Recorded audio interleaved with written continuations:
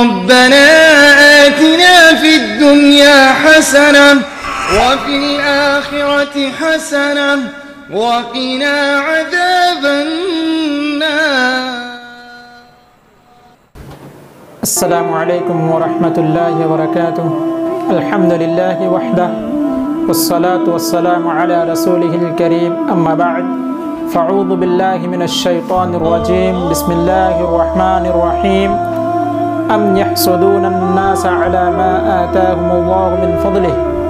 معزز ناظرین، آج کے اس درس میں حسد سے بچو اس عنوان سے متعلق کچھ باتیں عرض کرنی ہیں. اللہ سے دعا ہے کہ مجھے حق بات بیان کرنے اور ہم سب کو اس پر عمل کی توفیق دے. آمین. معزز سامعین کرام، حسد کسے کہتے ہیں؟ حافظ ابن حجر رحمۃ اللہ علیہ کہتے ہیں کہ حسد صاحب نعمت سے اس نعمت کے چھن جانے کی تمنا کرنا حسد کہلاتا ہے. امام نووی رحمۃ اللہ علیہ کہتے ہیں کہ حسد کی دو قسمیں ہیں، حسد حقیقی، حسد مجازی. حسد حقیقی صاحب نعمت سے اس نعمت کے چھن جانے کی تمنا کرنا، یہ حسد حقیقی کہلاتا ہے. اور حسد مجازی یہ ہے کہ انسان کسی کے پاس کوئی نعمت دیکھے اور دیکھنے کے بعد دل میں یہ ارادہ پیدا کرے کہ اس کے پاس وہ نعمت رہے لیکن اللہ تعالیٰ مجھے بھی اس جیسی نعمت عطا کرے. تو یہ جائز ہے دنیاوی اعتبار سے، اس طرح سے کرنا علماء کرام نے کہا کہ یہ مستحب ہے. معزز سامعین کرام، اللہ رب العالمین نے قرآن مجید کے اندر یہ حسد جلن کو یہودیوں کی صفت قرار دیا ہے، یہودیوں کا طریقہ بتایا ہے، یہودیوں کا شیوہ اور ان کا فعل بتایا ہے. اللہ رب العالمین نے سورہ نساء آیت نمبر 54 کے اندر ارشاد فرمایا، ام یحسدون الناس علی ما آتاہم اللہ من فضلہ. کیا یہ یہودی مسلمانوں سے اس لیے جلتے ہیں، مسلمانوں سے اس لیے حسد کرتے ہیں کہ اللہ رب العالمین نے ان لوگوں کو اپنے فضل و کرم سے کچھ عطا کر کے رکھا ہے. یعنی اللہ رب العالمین نے قیادت و سیادت کی ذمہ داری بنی اسماعیل کو عطا کی، اور جب مسلمانوں نے نبی اکرم صلی اللہ علیہ وسلم پر ایمان لانا شروع کیا، آئے دن صحابہ کرام کے تعداد میں اضافہ ہونا شروع ہوا، تو پھر یہ یہودی مسلمانوں سے جلنے لگے، حسد کرنے لگے، یہ دلی بیماری میں مبتلا ہونے لگے. اور یہی نہیں، یہودیوں کے دل میں اتنی خطرناک بیماری پیدا ہو گئی تھی کہ مسلمان ایمان لانے کے بعد بھی کافر ہو جائے.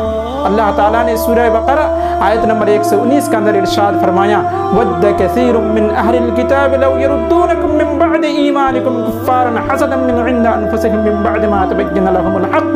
یہ یہودی چاہتے ہیں، یہ اہل کتاب چاہتے ہیں کہ مسلمانوں کو ایمان لانے کے بعد پھر کافر بنا دیں.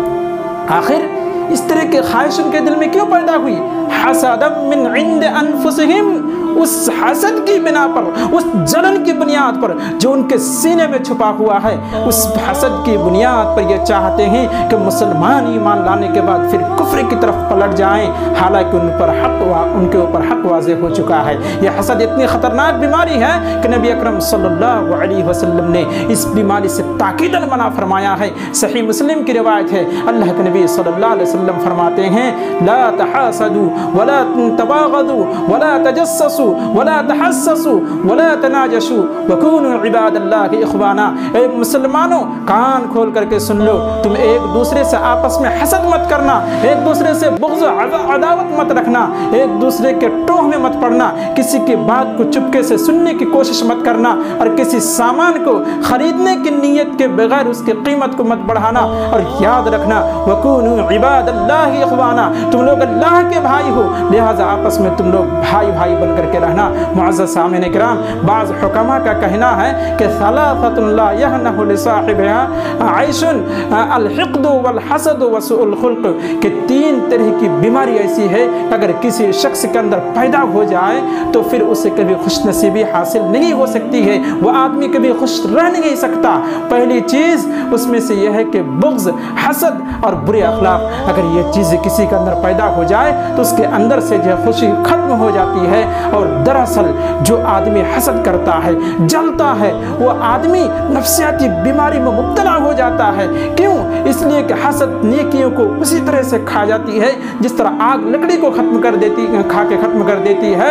اور یہ بات مشہور ہے کہ اگر آگ کو کھانے کے لیے کوئی چیز نہ ملے تو آگ اپنے آپ کو کھانے لگتی ہے، اسی طرح سے حاسد کو جب حسد کرنے کے بعد کچھ نہیں ملتا ہے تو اپنے ایک نفسیاتی بیماری میں مبتلا ہو جاتا ہے، وہ خود پریشان رہنے لگتا ہے۔ اس لیے ضرورت اس بات کی ہے کہ ہم لوگ آپس میں ایک دوسرے سے حسد کرنے سے بچیں، اس لیے کہ یہودیوں کا طریقہ ہے، یہودیوں کا فعل ہے، اور اللہ رب العالمین نے اس سے روکا ہے، اسے منع کیا ہے۔ آخر میں اللہ رب العالمین سے دعا ہے کہ الہ العالمین تو ہم لوگوں کو اس خطرناک بیماری سے بچا، اس لیے کہ اسی بیماری کی وجہ سے سب سے پہلے جو گناہ سرزد ہوا کہ اللہ رب العالمین نے ابلیس کو جو ہے جنت سے نکال دیا، اسی حسد کی بنیاد پر دنیا میں سب سے پہلا قتل قابل نے جو حابل کو کیا تھا اسی کی بنیاد پر تھا۔ اسی کی بنیاد پر یوسف کے بھائیوں نے یوسف علیہ السلام کو جیل اس میں کنویں میں ڈال دیا تھا۔ لہٰذا ہم لوگوں کو اس سے بچنے کی ضرورت ہے، یہ خطرناک برائی ہے۔